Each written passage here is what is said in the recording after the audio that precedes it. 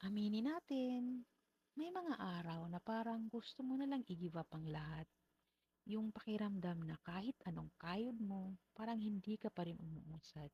Pero tandaan mo ito, ang pinakamadilim na bahagi ng gabi ay ang sandali bago ang pagsikat ng araw. Huwag kang bibitaw dahil baka yung breakthrough mo, isang hakbang na lang. Hindi ka binigyan ni Lord ng pangarap para lang mabigo sa dulo. Ang bawat pagsubok ay hindi pader na humaharang sa'yo, kundi hagdan na nag-aakyat sa'yo.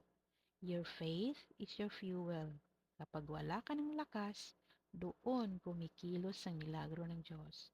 Just because it's hard doesn't mean it's impossible. Konti na lang, huwag kang bibitaw. I-comment mo ang lalaban kung magpapatuloy ka kahit mahirap. I-share mo to sa isang tao na alam mong kailangan ng yakap at pag-asa ngayon.